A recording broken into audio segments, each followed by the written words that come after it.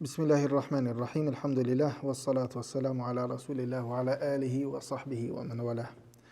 Falënderojmë Allahun azza wa jall, salavat dhe selamat e dërgojmë Muhammedit sallallahu alaihi wasallam, shokëve të tij dhe të gjithë atyre të cilët e ndjekin dhe e pasojnë rrugën e tyre deri në ditën e gjykimit. Me lejen e Allahut azza wa jall, në këtë ligjërat do të trajtojmë shumë për çështjeve që kanë të bëjnë me rregullat, dispozitat, normat e thirrjes së qurbanit. Së pari, çfarë do të thonë fjala qurban? Dhe këtu a kemi për qëllim qurban përgjithësi apo kemi për qëllim qurban të caktuar? Këtu kur flasim për qurbanin, kemi për qëllim, do thonë thirrjen e kafshëve shtëpiake nga bagtit, që janë devet, lopët, buallicat, delet dhe dhit, gjatë ditëve të Kurban Bayramit, si afrim dhe adhurim ndaj Allahut azza wa jall. Kjo është për qëllim me fjalën qurban. Në arabisht i thonë udhhiya ose adahi. Dhe kjo, do të thonë prerja ose thirrja e qurbanit është një prej ibadeteve më madhështore që ka ardhur legjësimi i saj në librin e Allahut azza wa jall në Kur'an, në Sunet, dhe ka unanimitet, ka ijma, konsenzus tek dietarët se thirrja e qurbanit është e lehtësuar. Sa përket librit të Allahut azza wa jall kanë ardhur disa ajete kuranore. Për atyre ajeteve kuranore më njëri është ajeti kuranor në surën Al-Kawthar, ku Allah azza wa jall i thot pejgamberit sallallahu alaihi wasallam, fasalli li rabbika wanhar inna a'tainaka al-kawthar, ne ta kemi jap ty Kawtharin, që është një lumë në xhennet, i cili është i posaçëm për pejgamberin sallallahu alaihi wasallam, fasalli li rabbika wanhar. Prandaj falo për Zotin tënd dhe therr qurban. Po ashtu ka thënë Allah azza wa jall, kul inna salati wa nusuki wa mahyaya wa mamati lillahi rabbil alamin la sharika lah wa bidhalika umirtu wa ana awwalul muslimin.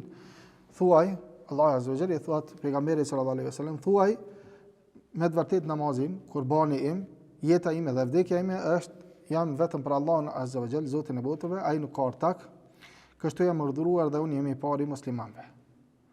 Dhe është një ajet kuranor i cili sqaron se çdo ummet para ummetit pejgamberit sallallahu alaihi wasallam e kanë pasur të legjësuar ose të obliguar, të urdhëruar me thirr qurban.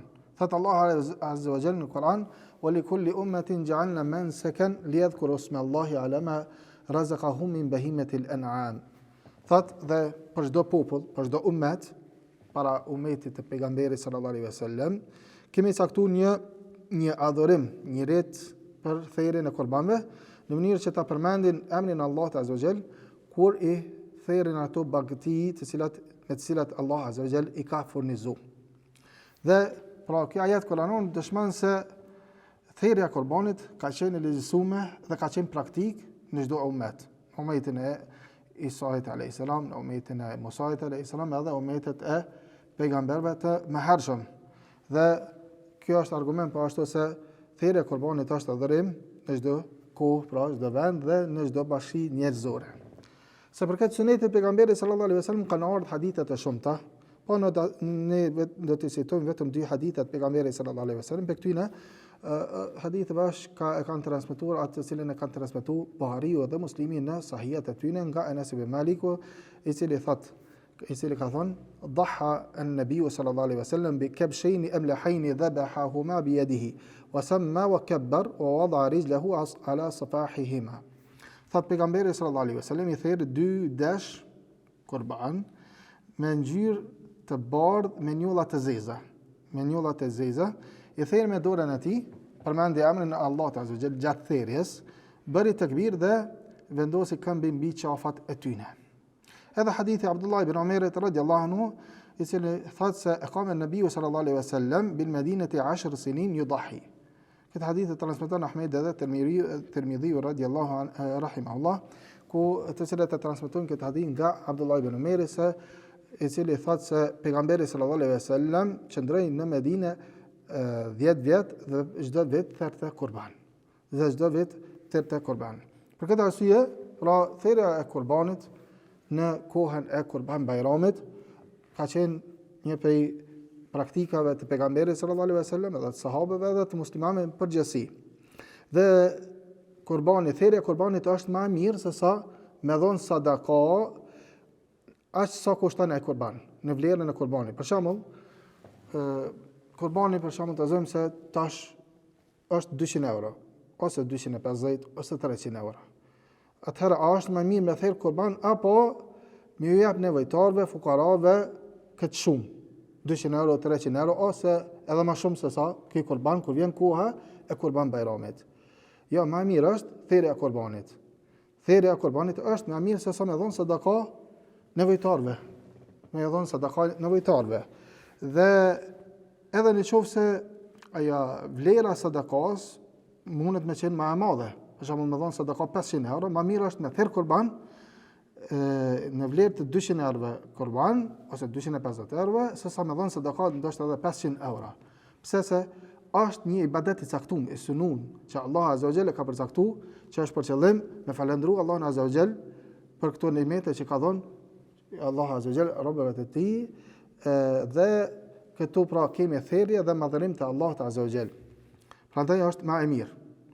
Më e mirë dhe në qoftë se do të shtekon e ligjësume lënia kurbanit, atëherë edhe pejgamberi sallallahu alaihi wasallam gjatë këtyre viteve sa ka qenë në Medinë kishte mos me praktiku, kishte me lënë, kishte me dhon sadaka, ose kishte me urdhëruar sahabët e tij që me dhon sadaka. Po pasi që pejgamberi sallallahu alaihi wasallam vetë ka praktikuar, edhe sahabët e tij na kanë praktikuar, atëherë dëshmon se më e mirë, më vlefshme është me prej kurban sesa me dhon sadaka në vlerën e kurbanit. Dhe po ashtu ajo e cila dëshmon se më mirë është me prej kurban sesa me dhon sadaka në vlerën e kurbanit, po ashtu edhe do është edhe më shumë se sa vlera e kurbanit, është se njëherë në Medinë ka mbretuar një varfëri e madhe. Dhe njerëzit kanë pas nevojë, domethënë për kurban, po në përgjithësi për para. Kanë qenë një varfëri e madhe, një uri e madhe. Dhe pejgamberi sallallahu alaihi wasallam i ka urdhëruar shokët e tij me thirr kurban, mirë po i ka ndaluar që me deponu më shumë se sa 3 ditë. Pra kur të kalojnë 3 ditë, që ka mbet për mishit, atëherë le të shkepin të varfërve.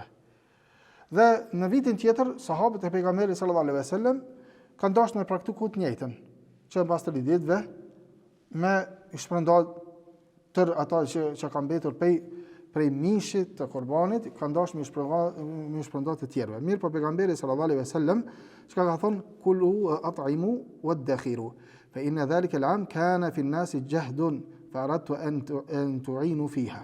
Thot pejgamberi sallallahu alaihi wasallam ka thonë sahabëve se hani ushqenet e tjetë edhe ruani mishin, sepse atë vitin e kalum, njerëzit ishin vështirësi. Ma thonë, i kishte përshkru një uri, dhe desha që ju të ndihmoni njëri tjetërit. Pra edhe në këtë rast, pejgamberi sallallahu alaihi wasallam kishte me urdhëruar që njerëzve më ju jap sadaka pe parve, pe arit, pe argjendit, pe diçka tjetër. Edhe nuk kishte me legjësu, po pasi që edhe në këtë vit ku ka pas uri, pejgamberi sallallahu alaihi wasallam ka legjësu thirrjen e kurbanit dhe shpërndarjen e tij, atëherë dëshmon se më vlefshme është thirrja e kurbanit sesa me dhënë sadaka me vlerën e atij në kurbanit. Çështja tjetër është se në esencë, në parim, thirrja e kurbanit është për të gjallët, jo për të vdekurit. Jo që është mendojnë disa për njerëzve që me thirr kurban për të vdekurin. Mirë po për të gjallët, sepse pejgamberi sallallahu alaihi wasallam kanë thirr kurban për vetveten edhe për familjen e tyre.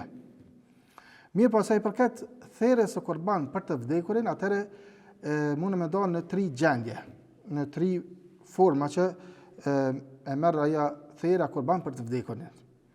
Thirrja e para për tyre kur e thirr një kurban për vetveten, për familjen, pastaj i fut në shpërblem edhe të vdekurin nga familja e tij ose nga shokët e tij.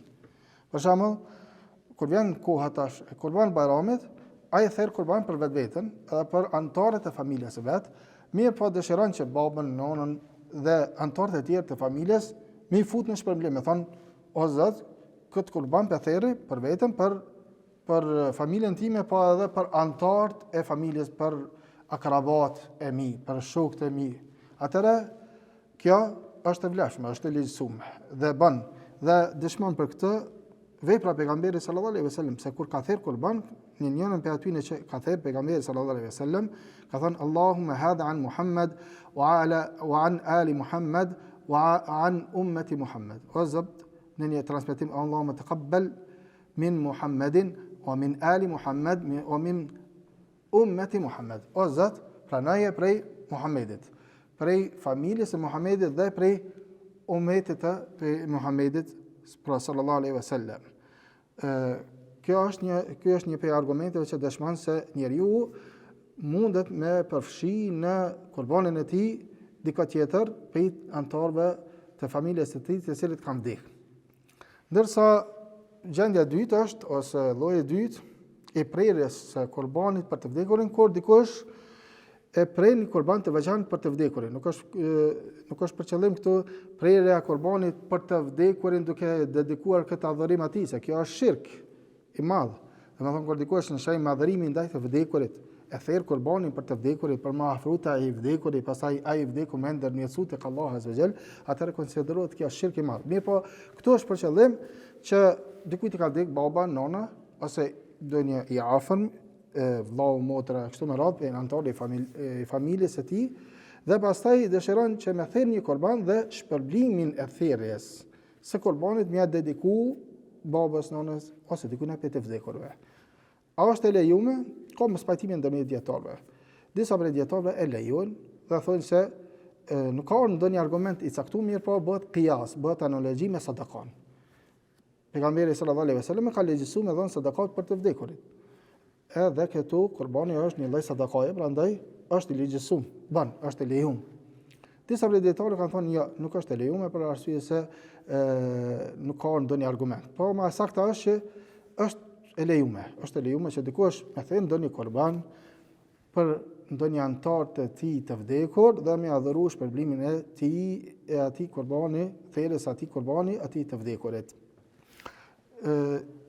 Lloji i tretë është kur dikush e realizon një testament që e ka lënë i vdekuri, që me therr qurban për ta. Ka për shembull dikush e ka pas ndonjë të afër, babën, nonën, dhe në prag të vdekjes ka lënë një testament që të therret qurban për ta.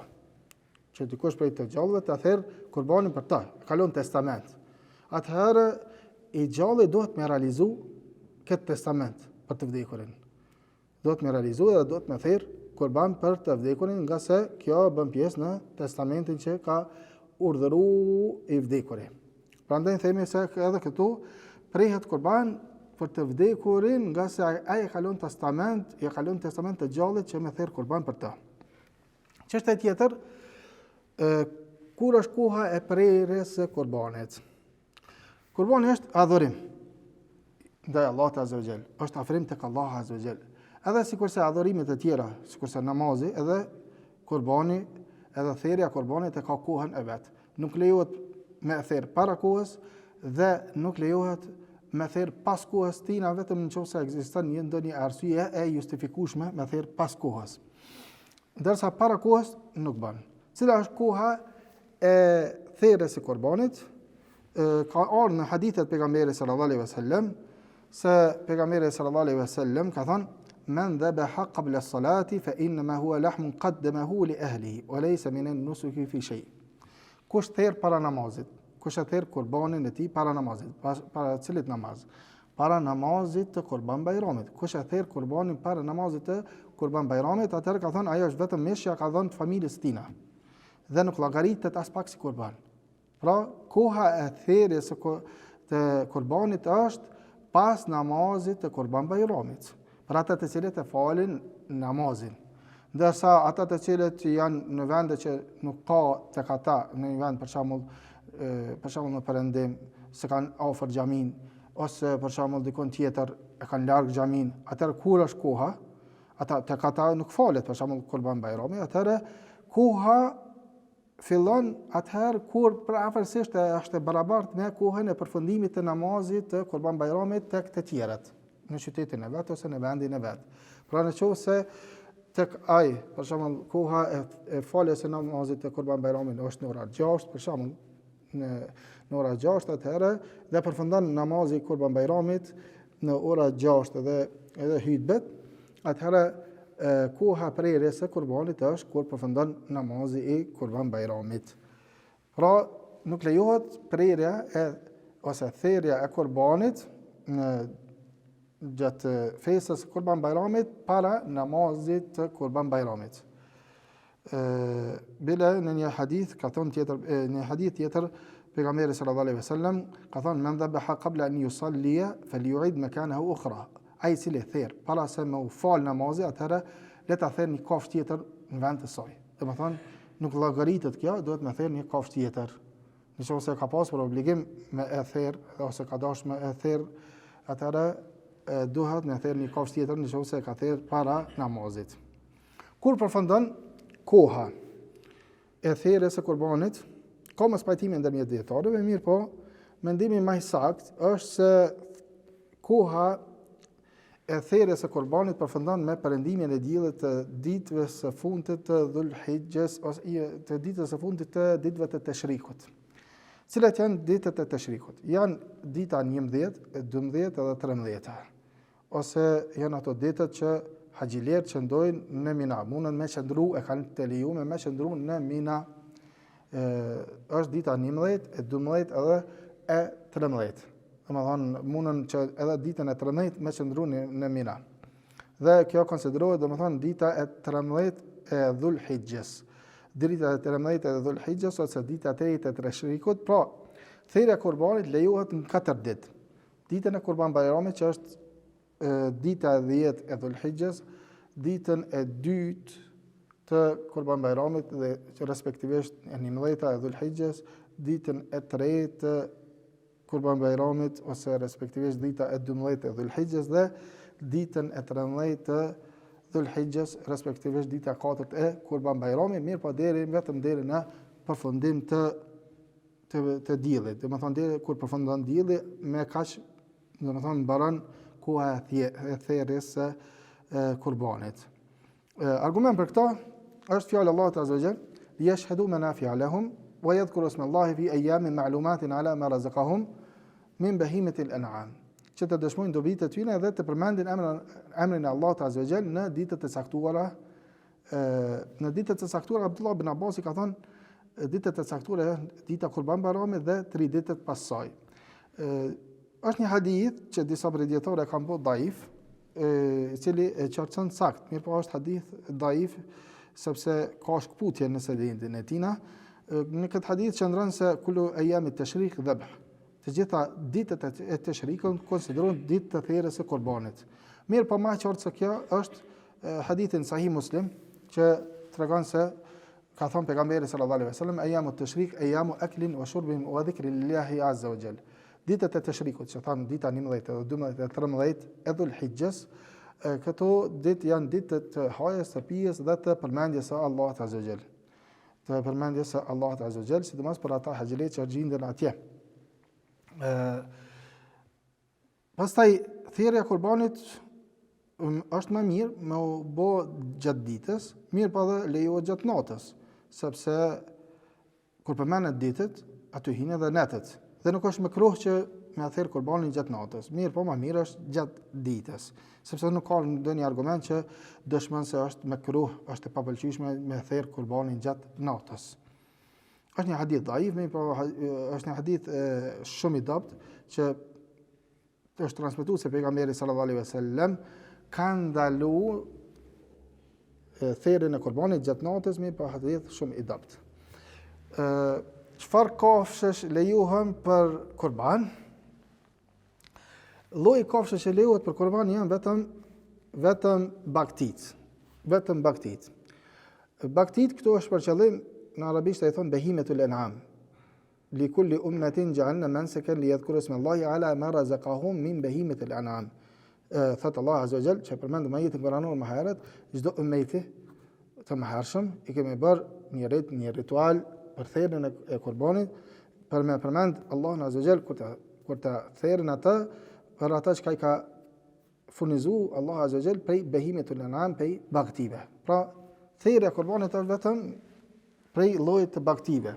Cilat janë këto llojet e baktive ose kafshë shtëpiake? Janë devet, lopët, këtu hyn edhe ballicat, pastaj edhe delet edhe dhit.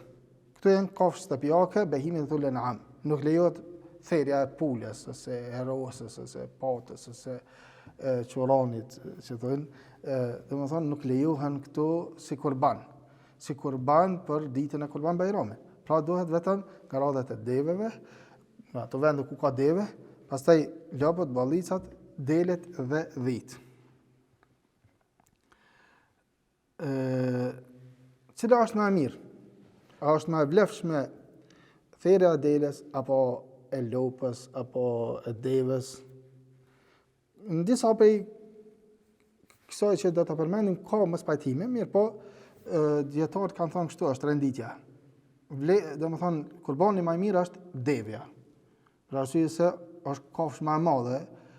Domethënë nëse e therr devën në plotësinë, tansi e therr devën vetëm një njeri, atëherë më e vlefshme është, se kushton më shumë. Pastaj në rend të dytë është lopa dhe ballica. Pastaj delja, dashi delja, pastaj dhia, pastaj 1/7 e devës edhe pastaj 1/7 e lopës. Kështu është renditja, domethënë cila është më e vlefshme. Nëse dëshiron me prej, do thotë po du me arrit shpërblimi më të madh. Cila është më mirë? Nëse ndodhet në një vend ku ka deve ose dëshiron me dërgu në një vend ku ka deve kurbanin me therr atje, atëherë themi nëse dëshiron tër devën me therr, atëherë kjo është më e vlefshme. Pastaj tër lopën, jo me ndonë 7 pjesë, mirë po tër lopën, atëherë kjo është më e vlefshme. Pastaj delën, pastaj dhinë edhe 1/7 e devës dhe 1/7 e lopës. Pastaj brenda çdo kafshe që përmendëm pe baktive, më e vlefshme është kafsha e cila është më e majme, e cila ka më shumë mish, edhe e cila është e plot në krijimtari, që ka kriju Allah azza wa jalla të plot, pa ndonjë tëmet, dhe cila ka pamjen e mirë, Për arsye se pejgamberi sallallahu alaihi wasallam kana yudahi bi kabshayn aqranayn amlahin. Pejgamberi sallallahu alaihi wasallam ka bu kurban dy dash me brir, me ngjyrë të bardhë, por me një farpërzirje me njolla të zeza. Domethënë i bukur, për arsye se në përgjithësi ka qenë ata dy dash të bardhë, mirë po me njolla të zeza. Domethënë ka qenë të bukur. Kjo është hadith domethënë sahih në Buhariut dhe Muslimit, ndërsa në një hadith tjetër thot Abu Sa'id al-Khudri dhaha Rasulullah sallallahu alaihi wasallam bi kabshin aqran fahil ya'kulu fi sawad wa yanzuru fi sawad wa yamshi fi sawad. Thot pejgamberi sallallahu alaihi wasallam ka bërë një kurban, një dash me brir, i cili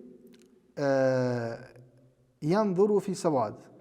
Domethënë e ka pas syrin rreth syrit me ngjyrë të zezë. Domethënë kon i bardhë, në për afër rreth syrit ka pas, domethënë kon i zi. Pastaj yabruku fi sawad, ka ardhur në transmetim.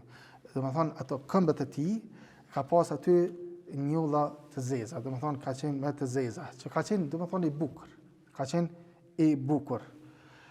Sa njerëz mundën më përfshinë në kurban? Në kurban, sa i përket devës edhe lopës, atëherë mund më përfshi 7 persona. Ndërsa sa i përket deles dhe dhis, atëherë nuk vlen përveç se për një person. Pra, sa i përket njerëzve që dëshirojnë me prej kurban, nëse janë më shumë se sa një person, atëherë mundën me marr pjesë në lop, ballica dhe deve, deri në 7 persona. Ndërsa sa i përket deleve dhe dhive, vetëm një person. Argument për këtë është hadithi Jabirit radhiyallahu anhu që transmeton Imam Muslimi, thot naharna ma'a Rasulillahi sallallahu alaihi wasallam 'am al-Hudaybiyah al-badana an 7 wal baqara an 7. Thot kemi therr në Hudaybiyah bashkë me pejgamberin sallallahu alaihi wasallam një deve për 7 persona dhe një lop për 7 persona. Edhe një hadith ose një transmetim tjetër pra afërsisht që në kupton se domethënë devja dhe lopa edhe ballica këto vlen për 7 persona. Dhe ndërsa sa i përket përmendëm se deles edhe dhis, dashit edhe sjapit nuk vlen përveç se për një person dhe për familjen e tij. Për një person edhe për familjen e tij. Po ashtu 1/7 e deles, 1/7 e devës, 1/7 e lopës, 1/7 e 1/7 e domethënë bollicës, atëherë edhe ajo vlen për zotin e shtëpisë dhe për anëtarët e familjes së tij. 1/7 domethënë është e njëjtë me është ekuivalent bashkë me një dele ose një dhi, ose një dhi. Mirë, po sa i përket pjesëmarrjes që përmendëm, tham nuk bën me marr pjesë më shumë se sa një person, përveç se në deve, në bollica dhe në lop, si domethënë po dojnë me do ose do dojnë me marr pjesë për me prej kurban. Mirë po mundën me marr pjesë në shpërblim. Ata që e përmendëm më herët, që dikush nëse dëshiron me thirr kurban për familjen e tij, për veten e familjen e tij, mundet me përfshi aty edhe shumë njerëz për anëtarëve të familjes së tij. Pra këtu mundet më i përfshi, mundet më shku më shumë se sa 7 persona, bile mundet 40-50 persona më i përfshi në kurbanin e tij, prej të gjallëve, prej të vdekurve. Sidomos prej të vdekurve, prej anëtarëve të tij, prej të vdekurve, edhe për familjen e tij në të ngushtë që ka. Çështja tjetër është cilat janë kushtet e therrjes së kurbanit dhe cilat janë ato tmeta që e bëjnë të pavlefshme kurbanin. Për më llogarit një kurban i vlefshëm duhet të plotësu disa kushte dhe nuk duhet të pas disa tmeta, defekte. Se nëse posedon ato, atëherë është i pavlefshëm. Nuk bën më prej kafsha ose nuk bën më thera e kafsh për kurban. Cilat janë kushtet që duhet të plotësu? Kushtet na e përmendëm në fillim. Do të thonë thirrja e kurbanit është adhurim ndaj Allahut Azza wa Jall. Dhe adhurimi ndaj Allahut Azza wa Jall nuk mundet me qenë i vlefshëm përveç se duke plotësuar dy kushte. Me qenë i sinqert për hir të Allahut Azza wa Jall dhe në përputhje me sunetin e pejgamberit sallallahu alaihi wasallam.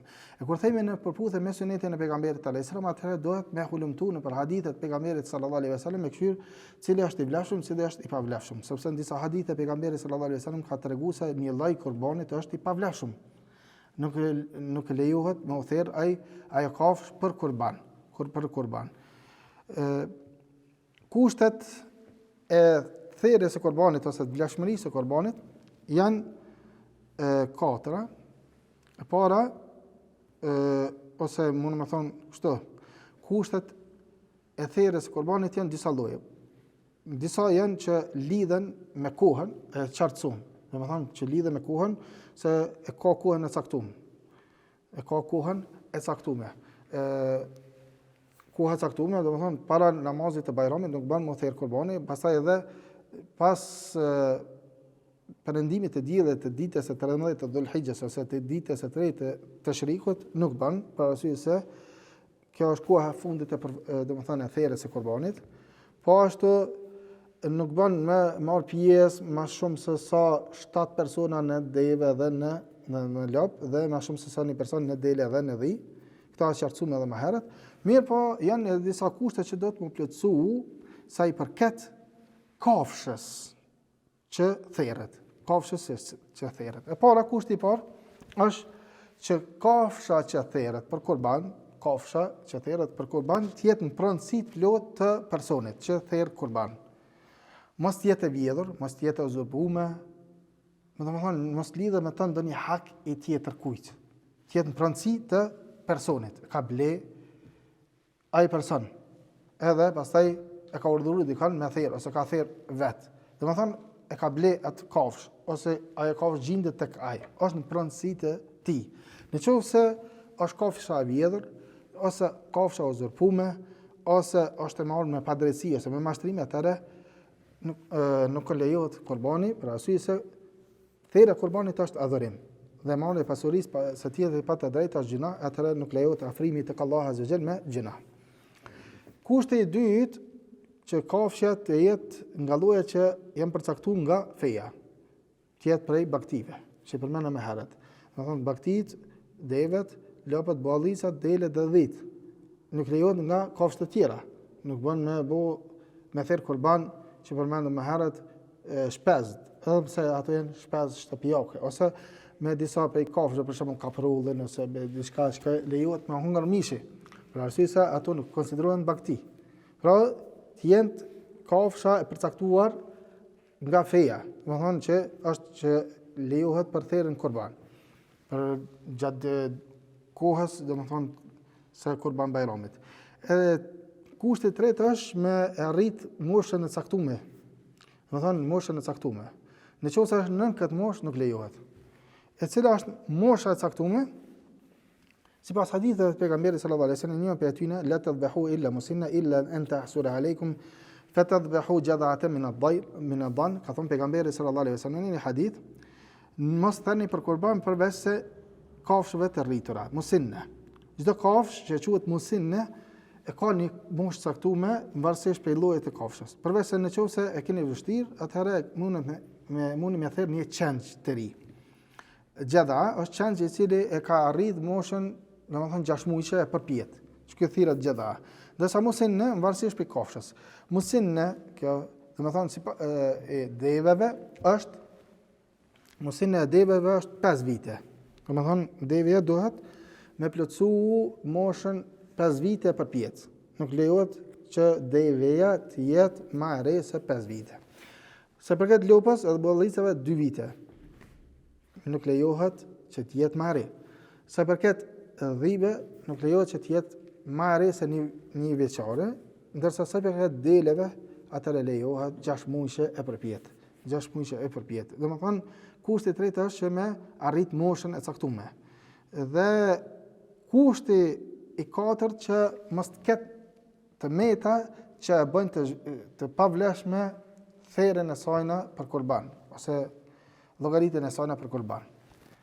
Që të jetë, domethënë kurbani i vlefshëm nuk duhet mi pas këto të meta. Cilat janë këto të meta? Janë disa të meta që janë përmendur në hadith, mirë po masani bën qiyas, bën analogji me këto të meta edhe disa të meta të tjera. Për këtyne që të metave që duhet mos mi pas kafshë, se theret për kurbanin 4 që në hadithën Bara ibn Azib radiallahu anhu, i cili ka thënë se pejgamberi sallallahu alaihi wasallam ka thënë 40 la tajuzu fil adahi au la tujzi'u fil adahi.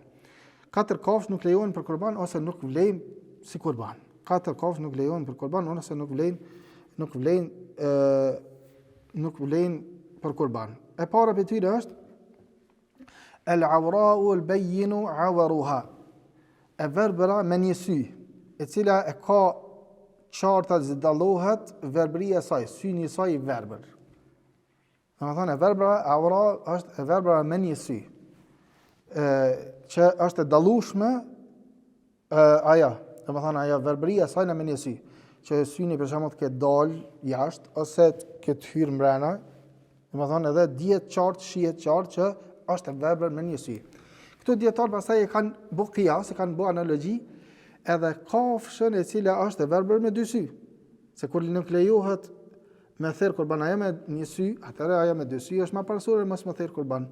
Domethënë ajo e cila me 2 sy i ka 2 sy të verbër, atëherë edhe është qarta ze vërehet që është me 2 sy të verbër, nuk lejohet për kurban. E dyta është wal maridatu al-bayyinu maraduha. Ajo kafsha e sëmur që dallohet qartë smuja e saj. Smuja e saj që dallohet qartë. Për shembull ka zgjebjen, që thujnë të na zhugun, ose ka ndonjë smundje që është e qartë, që dallohet qartë, që njerëzit e dinë të qartë që është smundje. Domethënë edhe e cila ndikon pastaj edhe në mishin e saj, edhe në shëndetin e saj. Nëse është e smur, atëherë nuk lejohet më therra ja për kurban. Wal arja'u al-bayyinu 'arajuha, kafsha e cila është e qartë, topalliç që thonë, domethënë që nuk ec mirë, është e cila çalon, atëra nuk lejohet më therra ja për kurban. Wal kasiratu allati la tunqi. Edhe ajo e cila është shumë e dobët, shumë raskapitur, shumë e dobët dhe nuk ka palc, domethënë nuk ka mish në ta. Është shumë e dobët, është shumë e nhallshme, e dobët dhe nuk ka mish në ta. Këto janë që kanë ardhur në hadith pejgamberit sallallahu alaihi wasallam. Mirë po dietarët i kanë përmendur disa të cilat janë të këtij rangu ose janë edhe më të rënda, edhe më të këqija se sa që kanë të metat edhe më të rënda se sa këto që përmendëm ose që kanë ardhur në hadithin e pejgamberit sallallahu alaihi wasallam. Cilat janë këto? Njën për ty në përmendëm, tham aja e cila është e verbër me 2 sy, edhe e cila shihet qartë që është që shihet qartë verbëria e saj me 2 sy. E tjetra është kafsha e cila ka ngronë dhe është fry, edhe është rrezik me ngordh, pe frymjes, ka ngrohtë që thonë të na detelin, dhe pastaj është fry. Është rrezik apo ngordh apo nuk ngordh. Atëherë, në qoftë se është në këtë gjendje nuk lejohet më prej, se ajo ka mundësi me ngordh. Edhe është ka smundje, gati si një lloj smundje, ose bëhen analogji me atë smundjen. Pra ka defekt serioz, është e ngjashme me smundjen e rëndë. E në qoftë se kalon kjo gjendje me fryje të rrezikshme, domethënë me bshume i thonë arabisht, atëherë kthehet në normalitetet, atë lejohet më prej. Në qoftë se nuk ka ndonjë tëmet serioze që kanë mbet për asaj frymjes. Po ashtu kafsha e cila është në lindje, domethënë e cila është duke pjell. Kafsha e cila është duke lind, duke pjell, në këtë rast nuk lejohet më therr ajo, për arsye se na nuk e dim, ndoshta ngordh. Dhe në qoftë se ngordh, atëherë problem është. Pra, derisa të kalon kjo gjendje, atëherë nuk lejohet, kanë thonë më therr si kurban. Po ashtu kafsha e cila është gati me ngordh, që ka ardhur siç ka ardhur në ajet kuranor. Aleikum salam. El munakhanika. Ajo kafsha e cila është e varur në lak. Domethënë është varr, është varr i ka vënë lakun, që është varr gati është me ngordh. Atëherë nuk lejohet ajo me u therr për kurban. E dyta me u kudhe, është e goditur fort, ose e treta ol mutaraddiya, e rrezuar pes lartit, wan natihatu wa ma akala as-sab'u, është e cila është goditur nga një kafshë tjetër, është e therr ose është e shqyr nga kafshët e tjera, gati këto janë duke ngordh.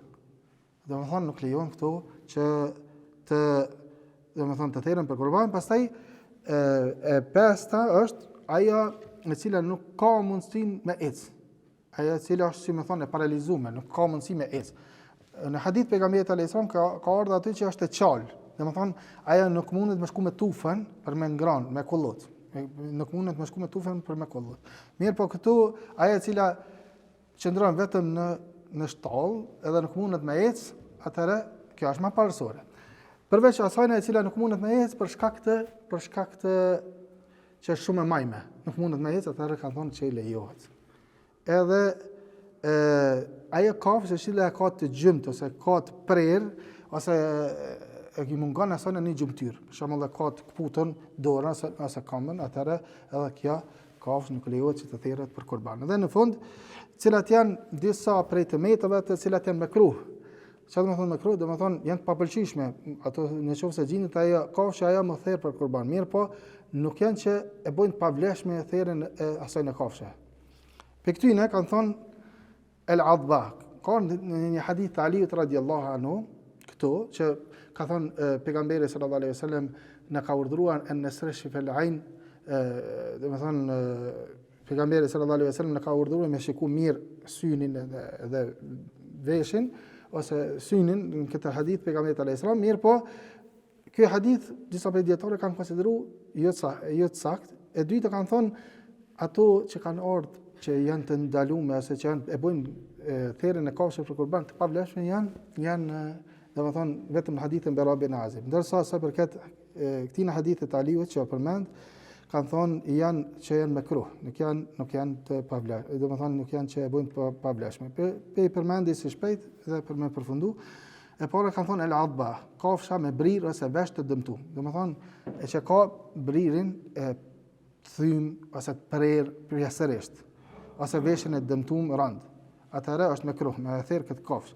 E dyta, el-muqabala, e cila e ka veshin e shpum ose të qam nga përpara dhe pastaj ka varr veshi. Kjo thirrë muqabala, ka ardhur në hadithin Aliut radhiyallahu anhu. Pastaj el-mudabara, e cila e ka të prerë veshin e saj, mirë, po nga prapa dhe pastaj ju ka varr veshin e saj, atëherë thirrët mudabara, ka ardhur po ashtu në hadithin Aliut. El-sharqa, e cila e ka veshin e prerë për së gjati. Ndërsa el-kharqa, kafsha e cila ka veshin e shpum, edhe kjo ka ardhur në hadithin Aliut radhiyallahu anhu. Dhe pastaj kanë ardhur në disa hadithe të tjera kafsha me vesh të prerë shumë rand, pastaj e cila është pa brirë, që kanë, domethënë kanë prej brirët ose ju e ka humbur bririn, përveç se në qoftë se lind me brir të ashtu, ose ajo e cila lind ashtu me vesh prem, ose pa brir, ose pa vesh, ose pa, domethënë kështu kanë thonë, dhe këtu janë shkurtimisht ato të cilat janë mekruh. Domethënë, në qoftë se kafshët i posëdojnë këtu, atëherë është mekruh me i thera të kafshë për kurban, por nuk e bëjnë të pavlefshme për kafshën e tillë. Wa sallallahu alaihi wa sallam ala nabiyina Muhammad wa ala alihi wa sahbihi ajma'in.